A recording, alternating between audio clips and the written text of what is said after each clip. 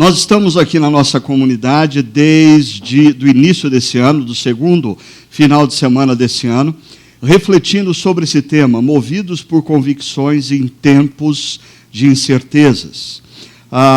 Por quê? Veja bem, assim como o inverno revela quão profundas e consistentes são as raízes de uma árvore, tempos de incertezas provam as bases sobre as quais temos construído nossas vidas. Tempos de incerteza checam, inclusive, se nós, de fato, temos convicções que nos movem, ou se nós somos pessoas movidas ao longo da história pelo imediatismo e pragmatismo. Logo, em tempos de incertezas, precisamos dizer não ao imediatismo e pragmatismo, optando por uma vida a partir de firmes convicções. O imediatismo é aquele atalho que surge diante de nós para a solução de um problema. O pragmatismo é aquela resposta pronta, impensada, não refletida, mas que nos parece uma excelente saída de imediato também. E o grande problema do imediatismo e do pragmatismo é que eles nos levam a opções, eles nos levam a passos não vinculados a convicções interiores, se é que nós as temos.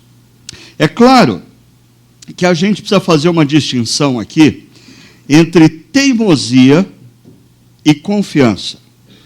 Teimosia é o sujeito que, em tempos de incerteza, ele insiste no método da empresa dele, no método profissional dele, no jeito de ser dele, ele se nega a mudar, porque ele nasceu assim, ele cresceu assim, e ele vai ser sempre assim. Isso é teimosia.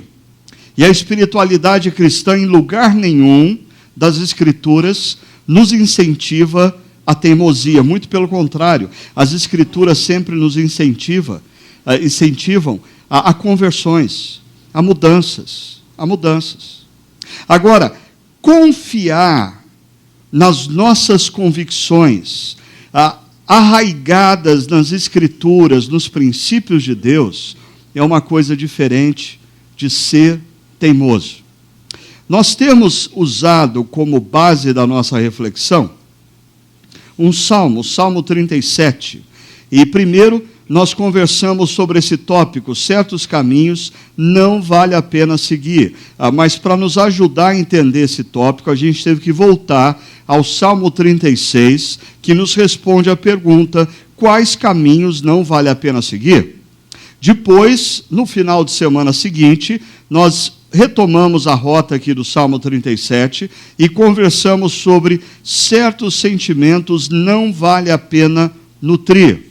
E hoje eu quero conversar com vocês sobre os versos que estão no centro desse trecho, conversando sobre certas atitudes que mudam o presente e impactam o futuro.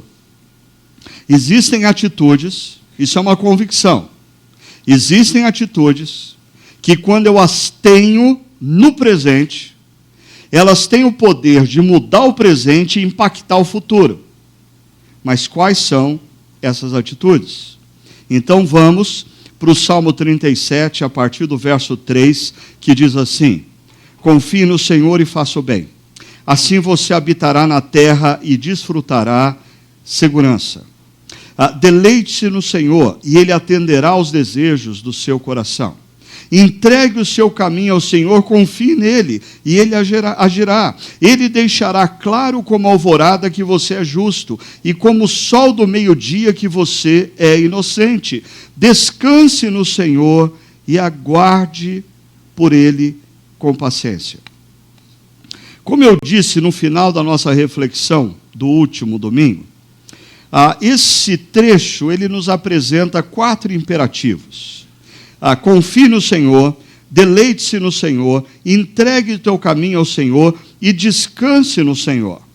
Quando nós observamos no texto esses imperativos, a gente vai notar que existem alguns outros imperativos no texto que servem para auxiliar, para apoiar a ideia. Essas são as ideias principais e são os imperativos que nós podemos pontuar como atitudes que mudam o presente da sua vida e impactam o futuro da sua história. Ou seja, são decisões que você faz hoje e que já têm efeito sobre a sua vida hoje, mas que vão mudar grandemente o cenário futuro da sua vida a partir do que você decidiu hoje.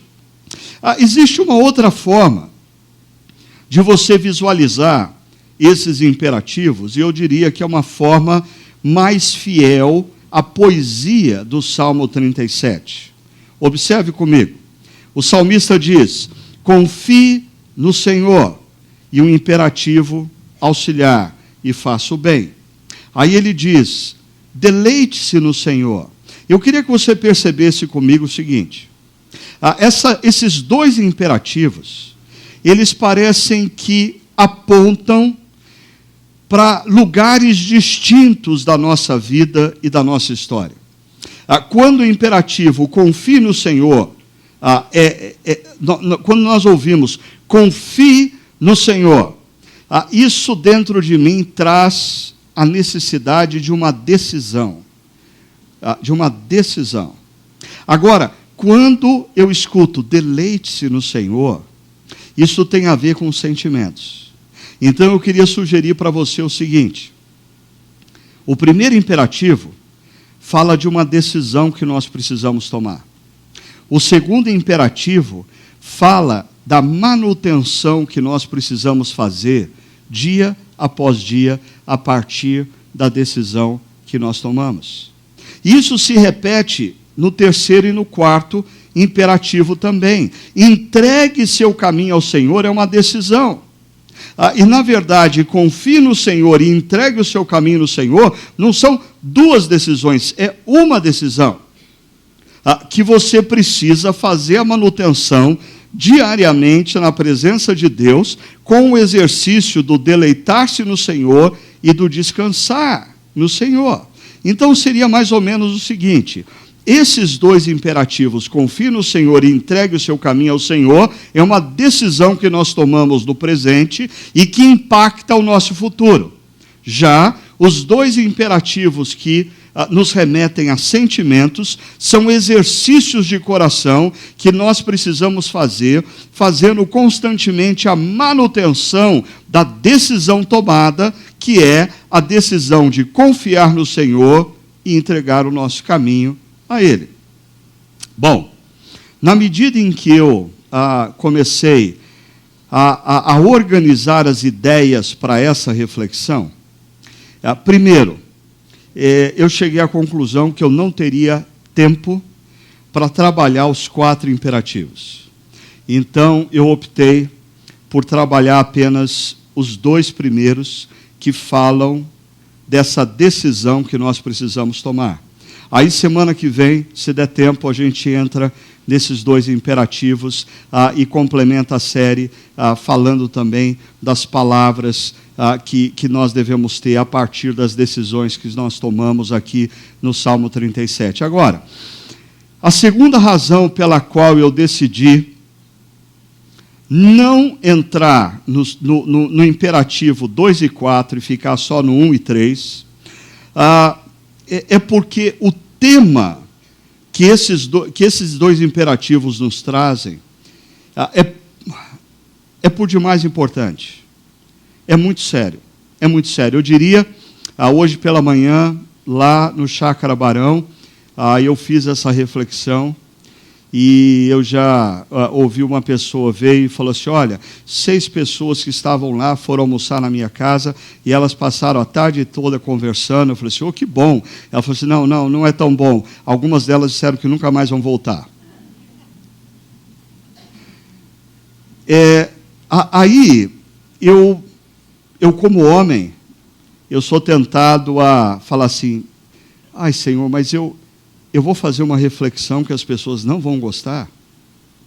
Aí me veio à mente a imagem de Jesus conversando com aquele jovem rico, E a conversa que Jesus teve com aquele jovem rico fez ele tomar uma decisão. Não a decisão de seguir a Jesus, mas a decisão de ir embora. De ir embora. Mesmo triste, ele foi embora.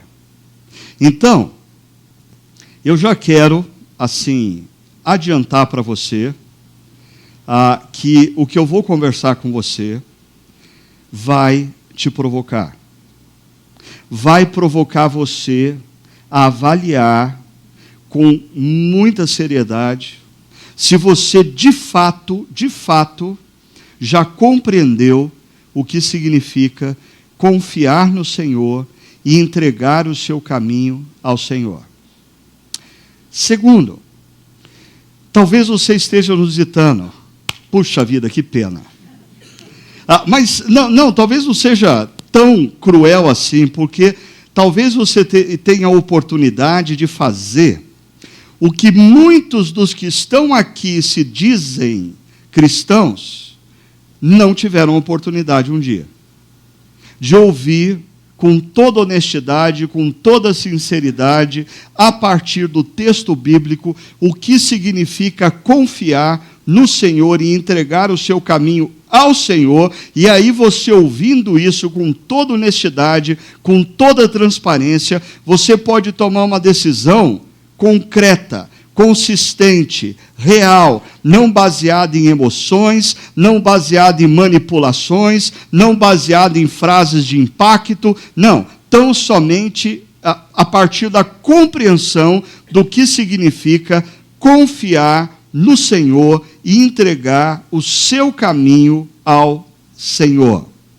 Então, vamos começar pelo primeiro imperativo relacionado à decisão que nós precisamos tomar. Confie no Senhor. Está aqui no verso 3. Confie no Senhor e faça o bem. Assim você habitará na terra e desfrutará de segurança. A grande questão é o que significa confiar no Senhor. A gente usa esse palavreado à torta e à direita por aí. Não, confie em Deus. Não, eu confio em Deus. Não, eu confio que Deus vai me ajudar. Não, eu confio que Deus vai resolver o seu problema. Não, você tem que confiar em Deus. Mas o que significa confiar em Deus? Bom, o verbo usado pelo salmista, aqui no Salmo 37, no hebraico, ele aponta para a ideia de render-se totalmente a outra pessoa. Eu não vou fazer aqui exatamente o que o verbo significa, porque eu ainda tenho que sair daqui e pregar em outro campo, então não vai dar certo se eu ficar deitando no chão. Mas imagine o seguinte, esse verbo, ele expressa a ideia daquele sujeito que chega diante de um rei, de um general militar, de um César da vida, de alguém muito poderoso, e ele não somente se ajoelha diante desse ser poderoso, ele se prostra diante desse ser poderoso, ele coloca a face no chão, ele coloca as duas palmas da mão no chão, ele está completamente estendido diante desse rei, desse general, desse homem ou mulher que tem mais poder do que ele. É esse o sentido do texto. É você render-se totalmente a uma pessoa, colocar a sua esperança totalmente no outro. Fica mais claro para a gente, se a gente voltar no passado, ou voltar nas nossas aulas de história da antiguidade, e relembrar aquela relação entre o suzerano e o vassalo. O suzerano normalmente era um indivíduo que possuía um reino, ou alguns deles possuíam reinos. e os seres humanos, pobres mortais comuns, que tinham pequenas propriedades e não tinham dinheiro para ter exército, precisavam de proteção. Então eles iam a um desses poderosos, que eram detentores de reinos, e se rendiam a esse poderoso, e esse poderoso estabelecia uma relação com ele. O suzerano dizia ao seu vassalo: você pode ter a sua propriedade no meu reino, você pode cultivar a terra no meu reino, você pode comprar e vender, e eu vou te proteger. Em contrapartida, você precisa se lembrar que eu sou o rei desse reino, e são os meus princípios e os meus valores que você deve obedecer no seu dia a dia, nas suas negociações. Se você fizer isso, eu vou te proteger dos inimigos, e você vai poder ficar na minha terra e com toda segurança. Então, quem está se prostrando aqui é o vassalo. Confiar em Deus é muito mais do que esse conceito abstrato que nós temos de crer, ter fé. A maioria das vezes que a gente fala assim, não, eu creio em Deus, isso não custa nada para a gente. Então é fácil crer em Deus. Você crê em Deus, você tem fé em Deus. Por quê? Porque isso não custa absolutamente nada para você. Até você diz, numa determinada situação, não, eu creio que Deus vai agir. De repente, se Deus não existir, você não perdeu nada com isso. Mas se Deus existir, ele ouviu, e quem sabe ele fique contente, porque eu disse que eu creio nele. Então, a gente usa essa expressão, confiar em Deus, como sinônimo de crer, ter fé, expressões abstratas que nada têm a ver com essa figura do vassalo se curvando diante do rei e se entregando totalmente ao rei. Talvez fique mais claro ainda você perceber a conexão entre o confiar no Senhor e fazer o bem. Esse segundo imperativo que a gente tem aí, faça o bem, aponta para andar de forma correta, ética, moralmente. Mas eu sei, em cada cultura existe uma perspectiva, o que faz de que determinados conceitos que são morais numa cultura, em outras culturas não são imorais. Bom, mas para deixar claro aqui, esse é um conceito associado à lei dada por Deus, a Torá. Deus revelou a sua vontade e ele estabeleceu leis. Os nossos jovens tiveram durante toda a semana passada um curso lá no Chácara Barão sobre Gênesis. E eles complementaram esse curso ontem à noite com uma palestra de um cientista fantástico. De tudo que eles ouviram, eu creio que uma coisa precisa ficar claro para os nossos jovens e para vocês aqui presentes. As Escrituras não têm qualquer intenção de descrever como o universo foi criado. Não existe essa intenção.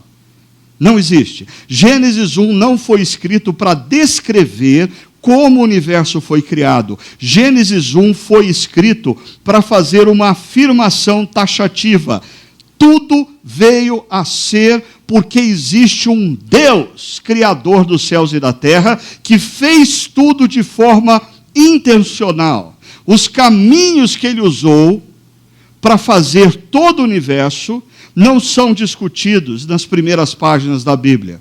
O que as primeiras páginas da Bíblia apontam é: Deus é o Criador. Ok. Se você concorda com essa tese das primeiras páginas da Bíblia, você vai parar de discordar da ideia de Deus estabelecer leis.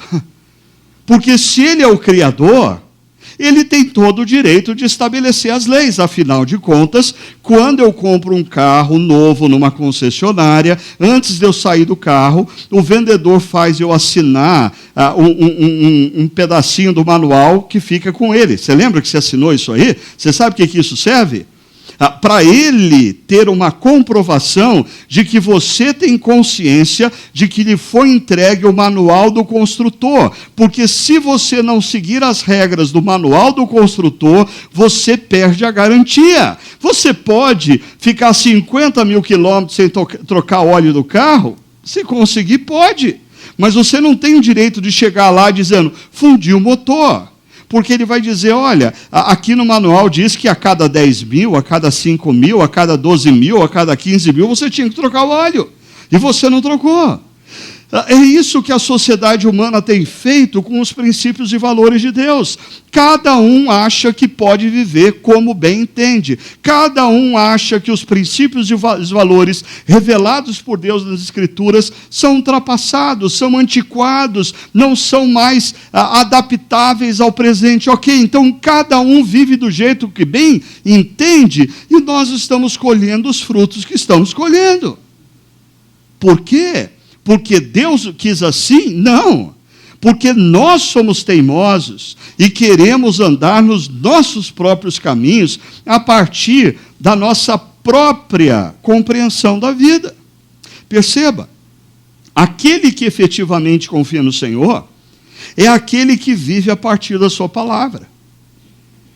Confiar em Deus significa viver a partir dos princípios e valores dele. Eu estou com um amigo numa cidade diferente da minha, e ele está apontando para mim o caminho que eu devo seguir. Eu estou dirigindo. E se eu confio nesse amigo, ele diz, primeira direita, a terceira esquerda, agora segue reto, depois do segundo semáforo, vira à direita novamente, e eu obedeço porque eu confio que esse meu amigo sabe o caminho. Mas quantas vezes você, principalmente homens, porque homens têm um problema com GPS, você já percebeu isso? Talvez porque a voz é feminina, né? Então, assim, me irrita profundamente quando ela começa a insistir. Vire à direita, vire à direita, vire à direita. Eu já ouvi. Mas, às vezes, quando eu estou num lugar que eu conheço mais ou menos, e o GPS manda eu virar à direita, às vezes eu desconfio. Eu falo, não, o GPS não sabe o que está... Ele não sabe. Eu vou no meu caminho. É o que a gente faz quando, nos princípios e valores de Deus, Deus diz, eu quero que você viva a sua vida assim, eu quero que você viva a sua sexualidade assim, eu quero que você viva as suas relações conjugais assim, eu quero que você crie os seus filhos assim. Mas a gente lida com os princípios e valores de Deus como a gente lida com o GPS. De vez em quando a gente já se acha craque, pronto para a situação, a gente acha que conhece a vida mais do que Deus e a gente resolve fazer o nosso próprio caminho. Perceba. Existe aqui uma estreita relação entre afirmar que confia em Deus e viver a partir dos princípios de Deus. Você confia em Deus?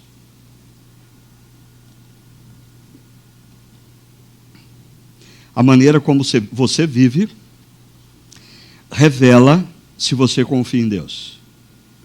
Não são as suas palavras, nem as músicas que você canta nessa ou em outra igreja.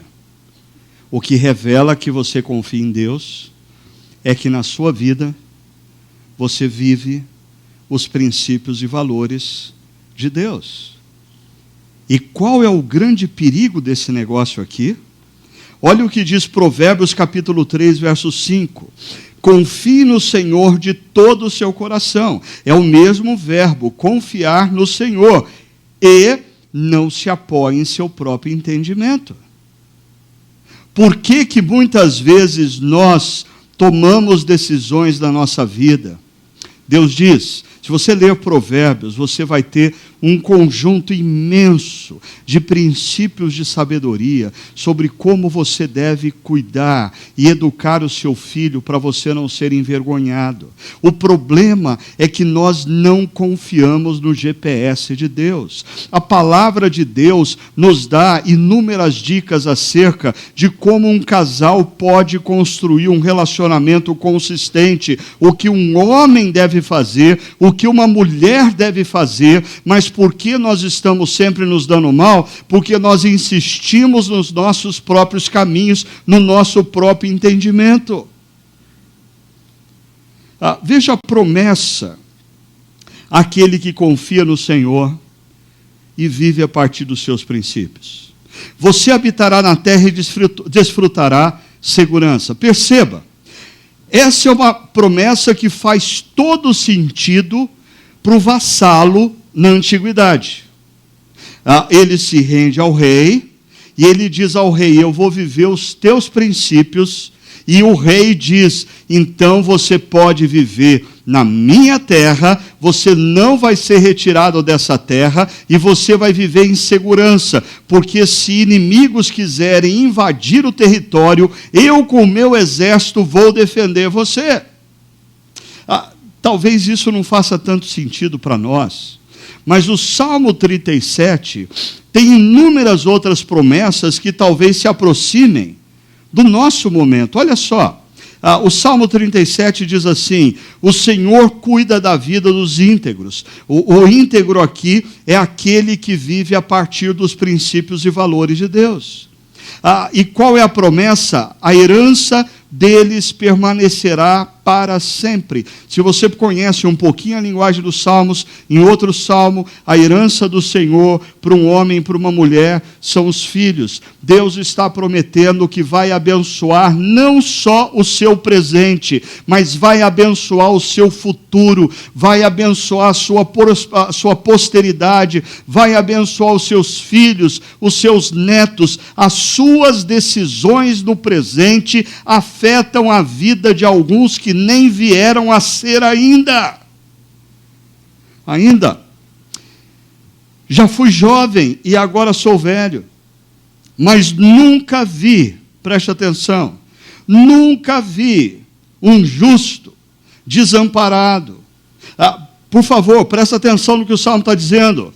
Já vi o justo não andando com o tênis ou da calça ou com a camisa da moda. Já vi o justo não tendo dinheiro para trocar de carro todo ano. Já vi o justo não conseguindo fazer viagem com a família para os Estados Unidos. Já vi o justo não tendo a casa dos seus sonhos, mas nunca vi o justo desamparado e nem seus filhos mendicando pão.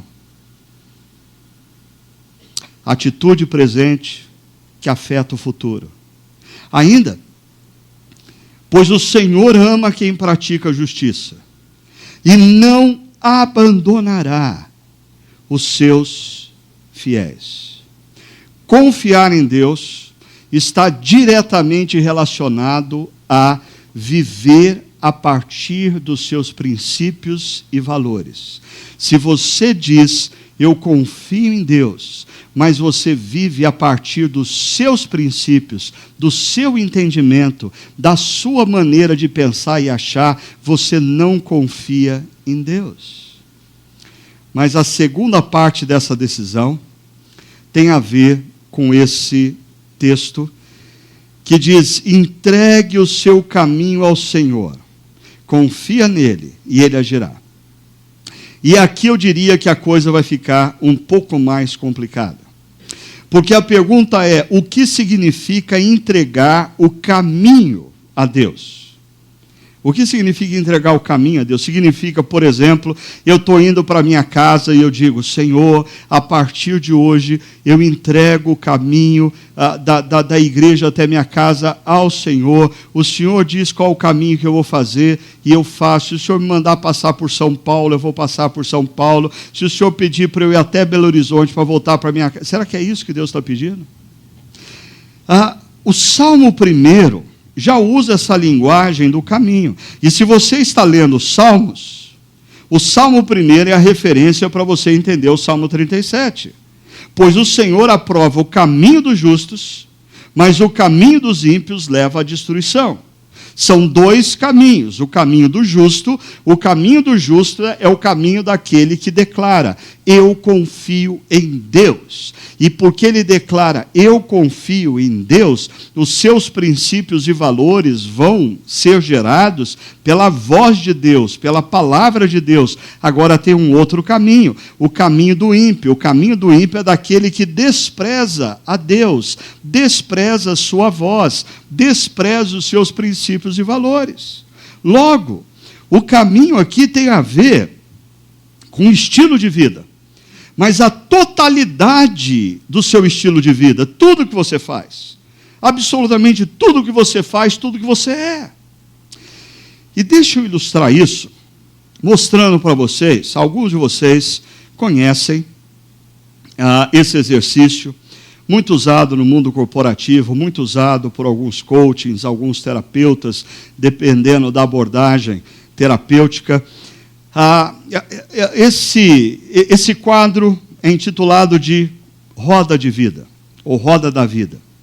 Perceba que a vida está dividida aí em pessoal, profissional, relacionamentos, qualidade. Cada um desses departamentos tem 3 subdepartamentos, e aí você faz o exercício para saber em qual deles você está bem, em qual deles você não está muito bem, em qual deles você tem que investir um pouco mais, em qual deles você já está bom, não precisa investir tanto, só fazer a manutenção, e você vai fazendo o gerenciamento da vida a partir da roda da vida.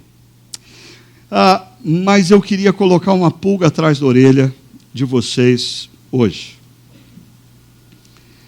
Porque esse exercício revela grandemente como nós que afirmamos confiar em Deus e sermos, consequentemente, cristãos, somos tão pouco críticos para com a cultura que nos cerca.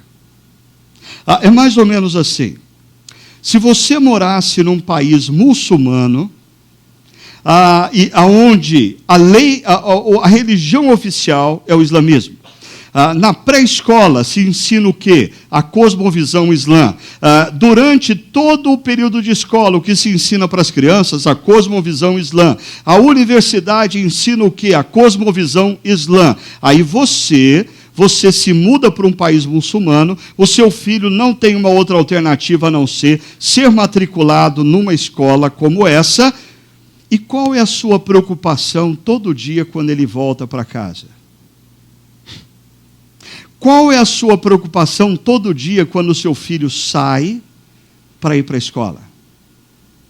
Você fica tranquilo? E por que todo dia quando o seu filho sai, aqui no Brasil, você fica tranquilo?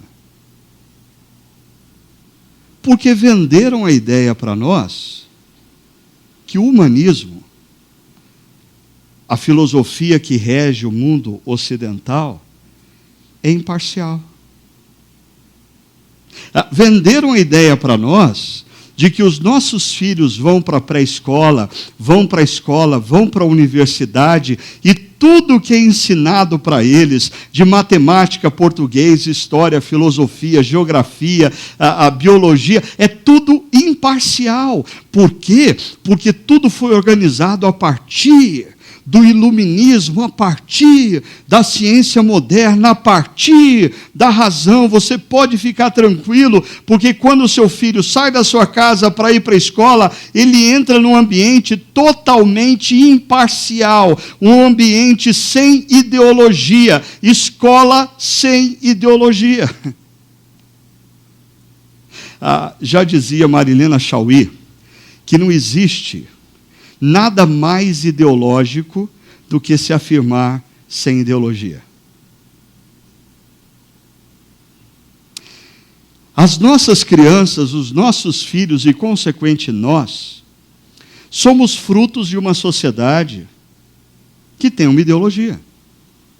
E essa ideologia parte do seguinte pressuposto: você pode. Você é o cara. A vida, os seus problemas vão se resolver quando você se resolver. Quando você se resolver, a vida resolve. Quando você tomar algumas atitudes, a vida resolve. Quando você se consertar, a vida resolve. E você pode fazer isso. Deixa eu mostrar alguns problemas dessa concepção, apenas para ilustrar o que significa entregar o caminho a Deus e as distorções geradas pela filosofia vigente em torno de nós. Primeiro, dentro dessa concepção, a vida se organiza em departamentos. E uma coisa importante, uma área ou um departamento pode influenciar parcialmente uma outra. No entanto, nenhuma delas possui ascendência sobre as demais. Por exemplo, na roda da vida, a vida social não tem poder para determinar o que todas as demais áreas da vida têm que fazer. Vida profissional ou remuneração não tem o poder de determinar o que as outras partes do círculo da vida precisam fazer. E aí você precisa perceber um problema aqui. A espiritualidade está como um departamento. E o que isso significa? O que você é enquanto religioso não pode determinar tudo o que você faz na vida, porque a religião é um departamento. A diferença do que aconteceu no século XVIII e XIX, em termos de pensamento humano, é que o comunismo, o socialismo oriental, foi na direção do eliminar a religião da sociedade humana. Mas no mundo capitalista, a lógica foi colocar a religião num departamento com portãozinho e chave para que a religião jamais se meta nas outras áreas da vida. A religião não deve determinar para você nada acerca da economia. A religião não pode determinar para você a sua ética profissional. A religião não tem o poder de determinar para você a sua sexualidade. Perceba. O que acontece hoje em dia, quando a gente trata a espiritualidade como um departamento da vida? Vamos imaginar que o sujeito é um ateu, ou hoje em dia não está assim, não é chique falar que você é ateu, é mais chique você falar que você é agnóstico, né? Você fala que, não, eu sou o agnóstico, né? Assim, as pessoas da mesa olham para você com outro olhar, porque ser agnóstico não é coisa para... Você talvez nem saiba o que é isso, mas você experimenta falar assim, eu sou agnóstico, né? As pessoas olham e falam, uau, tal. Agora, o sujeito é agnóstico, e ele está lá vivendo a vida dele como agnóstico. Aí ele começa a namorar com uma moça e ele começa a se deparar com um problema, porque os pais da moça são religiosos. E algumas conversas na mesa geram desconforto. E algumas perguntas, os filhos de vocês vão educar a partir de que religiosidade? Gera desconforto. E esse cara que estava muito bem confortável sendo agnóstico, começa a se sentir meio pressionado a ter religião. E aí ele começa a ver alguns amigos que são importantes, médicos, advogados, gente famosa, que é espiritualista. E ele fala, bom, se é para trocar alguma coisa por outra, eu vou ser espiritualista, porque esse negócio parece ser chique. Então, ele se torna um espiritualista e ele passa a tentar encaixar a vida, ou essa espiritualidade às dimensões da vida. O que muda ele deixar de ser agnóstico e se tornar espiritualista? O que muda na roda da vida? Talvez uma coisa ou outra, mas nada substancialmente. Aí, esse sujeito casou e ele teve filhos. Aí chegou um determinado momento, ele está vivendo uma crise conjugal. E a coisa pegou, a crise se espalhou para os filhos. Aí ele começa a fazer uma revisão de vida e ele começa a achar que ele precisa mudar de religião. E um amigo de trabalho o convida para ir numa igreja evangélica. E aí ele vai para uma igreja evangélica e o pastor fala bem. E as coisas que o pastor fala arrepia. Aí vem uma música final que faz o cara chorar, e ele diz, é isso que eu vou me tornar, e ele se torna nazareno.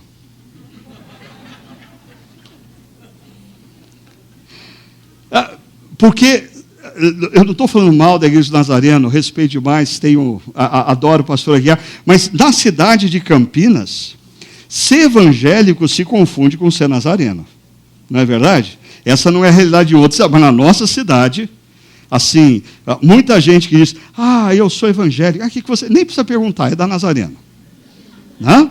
Aí o cara se torna nazareno, encaixa esse negócio, o que muda na vida dele? Muda algumas coisas. Por exemplo, vida social. Ele não vai mais jogar bola de domingo porque ele tem que ir para a igreja. Ele não vai mais fazer churrasco com os amigos de domingo porque ele tem que ir na igreja. Vai mudar um pouco ali o intelecto do cara. Ele vai começar a ler muito Augusto Cury. Né? E ele vai começar a ler outras coisas, porque agora ele está num outro caminho. Mas... olha, o que eu estou falando aqui não é contra a Igreja do Nazareno, é contra o tipo de cristianismo que nós vivemos. Independe da igreja que você frequenta, pouca coisa muda substancialmente na sua vida. Aí, depois de algum tempo, esse sujeito começa a entrar em crise com algumas coisas que ele vê lá na igreja, então ele começa a rever a religiosidade dele, e um amigo convida ele para ir numa igreja legal, uma igreja que nem parece igreja. Eles têm um papo assim de igreja por de fora, né? Aí o pastor não usa terno e gravata, usa computador, com o símbolo do pecado original para todo mundo, né? Assim, uma igreja mais descolada. E o cara vem, gosta, e ele se torna, sabe o quê? Chacareno.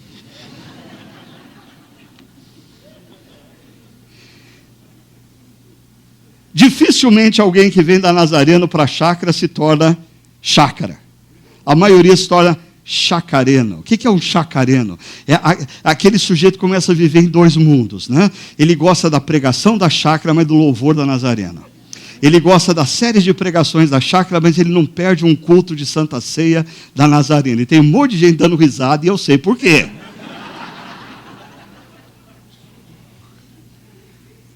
Mais uma vez, o problema não está em igreja. A grande crise que quando eu abri os olhos nessa manhã e pensei que eu ia fazer essa pregação Senhor, alguma coisa vai mudar na vida de alguém eu fazendo mais uma pregação? Alguém muda ouvindo uma pregação?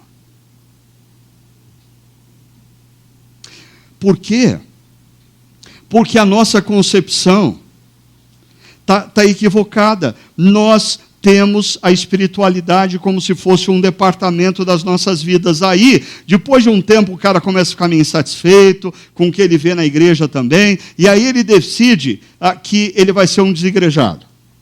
Aí ele passa assim, circular nas mais variadas igrejas, usufrui de todas, não dá dízimo em nenhuma, usufrui de todas, não se submete a ninguém, ele é um desigrejado e ele tenta enquadrar isso na vida dele, mas a pergunta que eu faço é, o que muda na vida desse cara?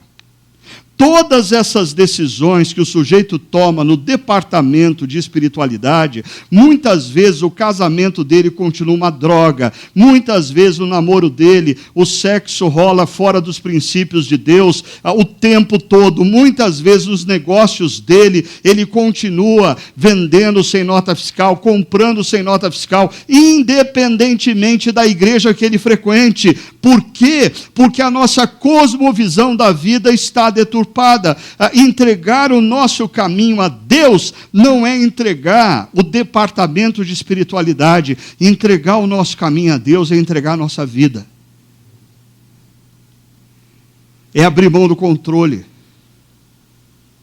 total.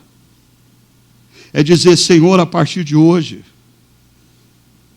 tudo na minha vida, meu casamento, minha relação com filhos, minha relação profissional, minha relação com a minha namorada, com o meu namorado, tudo da minha vida passa a ser dirigido pelos teus princípios e valores, porque eu não tenho mais vida. A minha vida é do Senhor. Eu entreguei todo o meu caminho ao Senhor.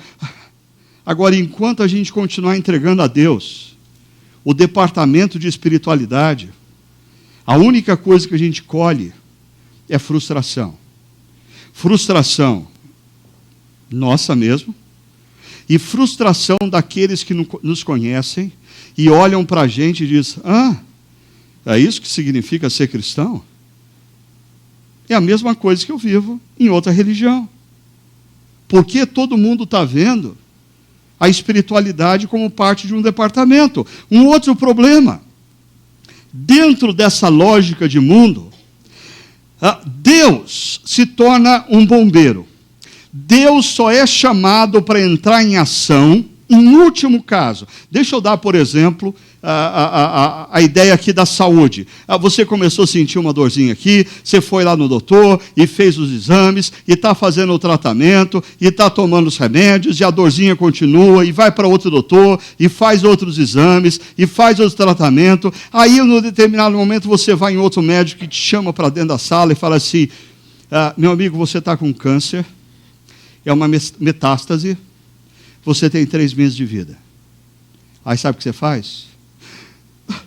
Senhor, eu entrego a minha saúde ao Senhor.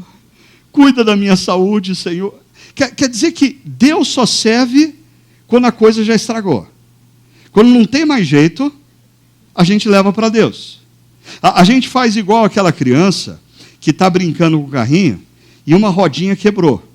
Mas ele é teimoso, ao invés de pedir ajuda quando uma rodinha espanou, quebrou, ele começa a tentar consertar e ele quebra as outras 4. E quando ele percebe que o carrinho destroçou, ele vai para o pai e fala: pai, conserta o meu carrinho. É o que a gente faz com Deus.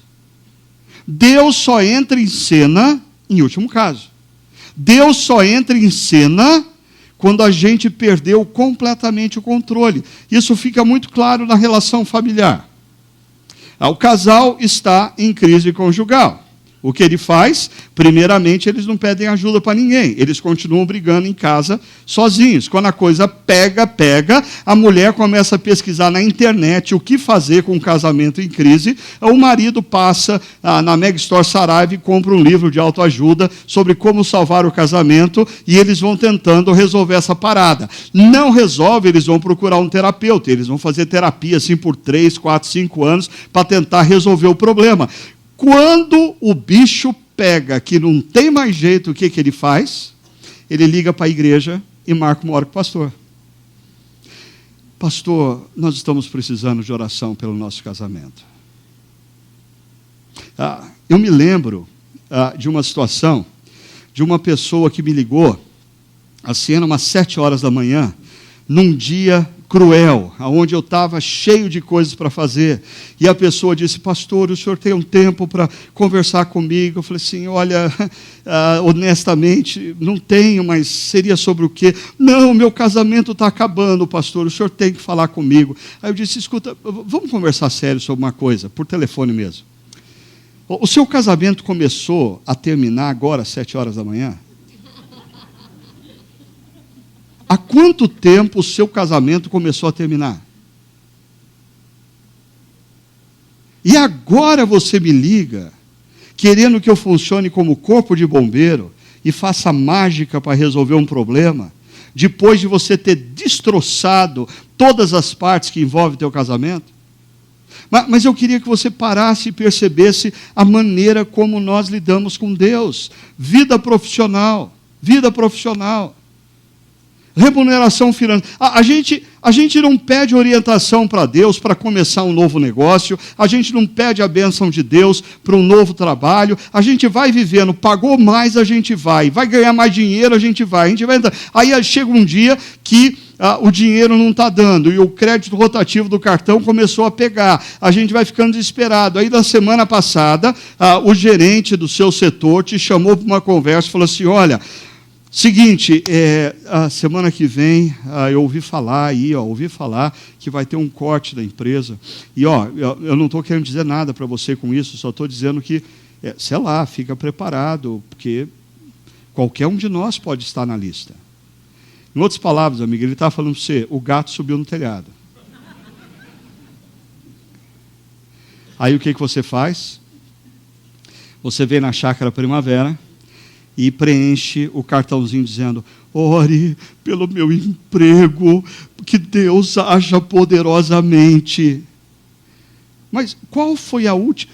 Quando estava tudo bem, você chamava Deus para participar? Queridos, por que nós fazemos isso? Porque a nossa cosmovisão está equivocada. Nós compramos essa ideia da vida por departamentos. E o pior, o último ponto aqui, a autorredenção. Se eu conseguir gerenciar, eu vou dar conta desse negócio, eu consigo me evoluir, eu consigo progredir, eu consigo evoluir, eu consigo me tornar... Aonde está a cruz de Cristo nesse negócio? Por que Jesus entrou na história e morreu naquela cruz, se você dá conta de resolver todos os seus problemas? Aonde está a reconexão com Deus nessa história, se você não precisa se reconectar com Deus para ser transformado pelo poder do Espírito Santo? Eu não estou dizendo que você não deve progredir, não deve evoluir, não deve fazer testes como esse para perceber aonde você está e progredir. Eu só estou dizendo para você que nós precisamos perceber que tudo que está à nossa disposição, em torno de nós, numa sociedade iluminista, positivista, humanista, é a crença que você pode. Não existe lugar para a redenção. Não existe lugar para a cruz de Cristo. Quem está no centro e no controle disso tudo? Eu. Até do departamento de espiritualidade. Porque eu decido que igreja que eu vou frequentar. Eu decido que pastor eu vou escutar. Não, melhor, eu decido se eu vou escutar esse pastor hoje. Porque pode ser, domingo que vem ele pode dar uma melhorada. Hoje eu não vou escutar. Hoje eu vou chegar em casa, acessar a internet e eu vou escutar outro. Porque hoje o pastor que eu ouvi não estava legal, não. Quem está no controle desse negócio? Nós. Volta para o texto bíblico. O salmista diz: entregue o departamento de espiritualidade do seu coração ao Senhor. Confia que Deus vai dar um jeito na sua espiritualidade. Ele vai agir na sua espiritualidade. É isso que o texto diz? Entrega a tua vida ao Senhor. Porque se você quiser entregar parte dela, Ele não quer. Ele não quer. O que Jesus, certa ocasião, falou aos seus discípulos? Se alguém quiser acompanhar-me, negue-se a si mesmo. Abra a mão do controle. Abra a mão do controle. Tome diariamente a sua cruz e siga-me. Pois, olha só, ele diz, pois quem quiser salvar a sua vida, olha o projeto positivista, humanista, iluminista, o ser humano salvando a própria vida. O que Jesus diz? Ele perderá a própria vida. Mas se você abrir mão da vida por causa de Jesus, você vai salvar a vida. Ele agirá, aponta para o futuro.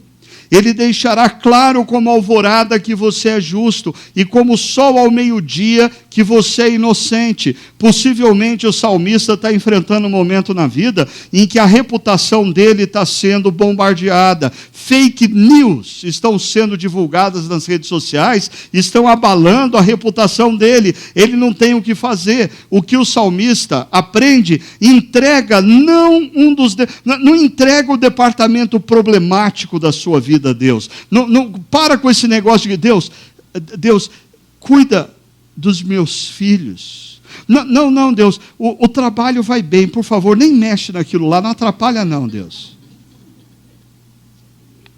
Entrega a vida. entrega a vida. A decisão que nós precisamos tomar é confie no Senhor, entregue o seu caminho, e isso significa mudança de comando. Mudança de comando. É a vida como um todo. Deixa eu contar uma história para vocês e aí a gente encerra. Essa história me veio à mente hoje cedo, lembrando de um livro que no passado, logo no começo da minha caminhada cristã, foi muito importante para mim. O livro se chama O Discípulo, nem procura, que não deve existir mais. O Discípulo, de Juan Carlos Ortiz. Juan Carlos Ortiz era um pastor na época na Argentina. Mal sabia eu, quando jovem, que mais tarde eu ia ter a oportunidade de conhecer pessoalmente o Juan Carlos Ortiz, falar em conferências lado a lado com ele. Foi um presente de Deus para a minha vida. Agora, o Juan Carlos Ortiz conta a seguinte história nesse livro, O Discípulo. Um sujeito, colecionador de pedras preciosas, ele está numa das suas viagens, ele bate o olho numa determinada loja, num diamante. Ele nunca viu um diamante tão precioso, tão grande, tão consistente. Ele olha aquele diamante, ele fica maravilhado com aquele diamante. E ele sabe, porque ele é um conhecedor de pedras preciosas, que se ele vendesse todo o seu estoque de pedras preciosas, ele não conseguiria pagar aquele diamante. Mas mesmo assim, ele é impulsionado a falar para o vendedor: quanto custa esse diamante? O vendedor diz: não, esse diamante não está à venda, ele está aí só em exposição. Aí ele toma isso como um desafio, ele diz: não, dá o seu preço que eu vou comprar esse diamante. Você pode falar quanto custa e eu pago. Aí o vendedor diz assim: bom, esse diamante custa absolutamente tudo que você tem. E ele faz os cálculos das pedras preciosas que ele tem, e ele diz: ok, negócio fechado. E o sujeito dá um contrato para ele, e ele assina um contrato dizendo: eu, em troca desse diamante, dou absolutamente tudo que eu tenho. E aí ele abre a maleta dele e começa a colocar as pedras preciosas que ele tem dentro da maleta, e o vendedor diz: não, desculpa, você não entendeu. Tudo que você tem não são só suas pedras preciosas. Quanto você tem na conta da empresa? Ele falou: eu tenho lá uns 300 milhões, mas o senhor não vai pegar o dinheiro que eu tenho na empresa. Não, está aqui no contrato, você diz que entrega tudo em troca dessa pedra preciosa. O cara falou: ok, minha conta bancária, mas desculpa, eu vou ter que viver com as minhas finanças pessoais. O vendedor: você tem uma conta pessoal? Quanto você tem nessa conta pessoal? Ele fala: mas senhor, se eu colocar minha conta pessoal aqui, eu vou viver com o quê? Com o dinheiro da minha esposa? Você tem esposa também? Qual que é o nome da sua esposa? Não, mas peraí, se eu der minha esposa para o senhor, como é que ficam meus filhos? Você tem filhos também? Me fala o nome e a idade deles, por favor. Ele fala para o vendedor: mas o que o senhor está fazendo? Eu vou voltar para casa e ficar sozinho em casa? O senhor tem casa? Qual que é o endereço da casa? Porque ela passa a fazer parte do contrato. Ele fala: mas eu vou ter que morar na casa de praia? O senhor tem casa de praia? Peraí, fala qual praia que é? Tal. Eu vou morar no carro. O senhor tem carro? Que carro que é? O que? Um BMW 8i? Uau, ok. E o cara vai alistando absolutamente tudo. Por final, ele diz: eu não tenho mais nada, eu só tenho a mim mesmo e a roupa do corpo. O vendedor diz: não, qual que é o seu RG, o seu CPF? Que o senhor, a partir de hoje, é meu. O senhor disse que dava tudo. Tudo. Quando a gente olha para Jesus morrendo naquela cruz e nos convidando a nos arrependermos, a nos apropriarmos do perdão e termos a vida eterna com o Pai, Ele nos oferece algo que, se nós dessemos tudo o que nós temos, nós não conseguiríamos pagar. Mas o que Jesus fez com a gente? É como se aquele vendedor, naquele balcão, depois de ter a lista completa de tudo que o cara tinha, e depois o sujeito assinar, ele disse assim: olha, Então, a pedra é do Senhor, e eu quero que o Senhor leve essa lista de tudo que o Senhor tem e deu para mim. Mas a partir de hoje eu quero que você use tudo isso, se lembrando que não é mais teu, é meu. Se você fez isso com Jesus, você não tem o direito de lidar com o seu casamento do jeito que você quer. Você tem que lidar com o seu casamento do jeito que Ele quer. Você não tem o direito de criar os seus filhos do jeito que você quer. Você tem que criar os seus filhos do jeito que Ele quer. Você não tem o direito de fazer os seus negócios do jeito que você quer. Você tem que fazer os negócios do jeito que Ele quer. Você não tem o direito mais de usar o dinheiro como você bem entende. Você tem que usar o dinheiro que você tem, lembrando que agora ele é de Deus, e você tem que usar esse dinheiro como Deus quer. É isso que significa confiar no Senhor e entregar o seu caminho a Ele. É você sair do centro e Jesus e a cruz ocupar o centro da sua vida e influenciar a totalidade das suas ações e decisões. Eu queria terminar fazendo uma pergunta simples. Você já fez isso na sua vida? Cuidado. Eu não estou perguntando se você já decidiu investir no departamento de espiritualidade da sua vida, procurando uma igreja, porque você estava precisando de mais espiritualidade. Não. Eu estou perguntando se você efetivamente já entregou a sua vida a Deus. Entrega a tua vida ao Senhor. Você, seu casamento, suas relações afetivas, sua sexualidade, sua vida financeira, sua vida profissional, seus relacionamentos com amigos, sua casa, seu carro, suas férias, sua aposentadoria.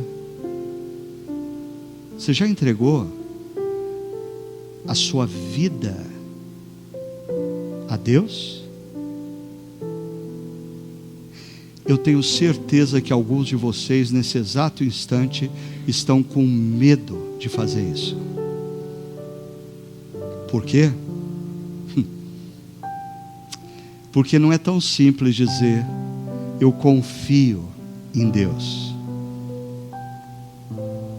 Eu só entrego a minha vida a Deus quando eu decido confiar nele, não nos meus caminhos, nos caminhos dele.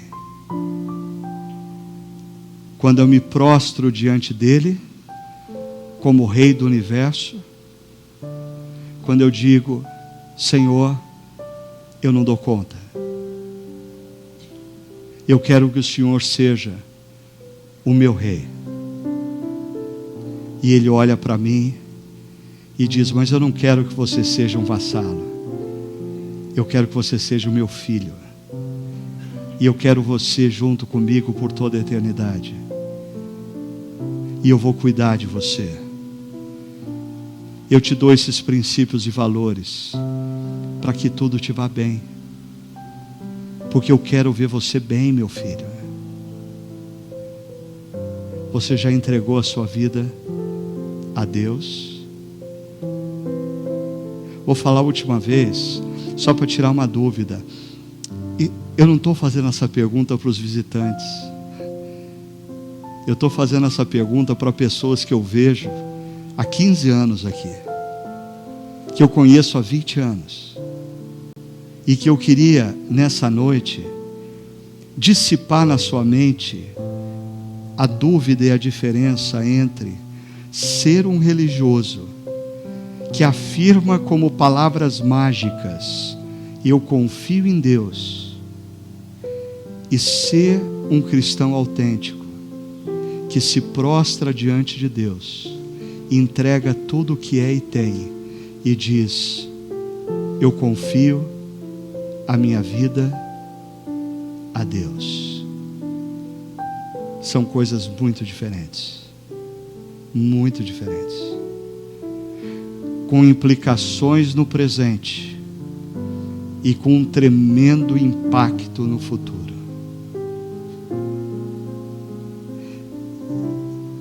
Eu queria convidar você a fechar os seus olhos, a buscar a presença de Deus e a conversar sobre esse tema com Deus. Não é para mim que você vai responder. Eu queria que você conversasse com Ele por alguns instantes. Se você vai entregar a sua vida a Ele. Mas lembre-se, hoje Deus está devolvendo para você o departamento de espiritualidade. Isso Ele não quer. Ele quer a sua vida.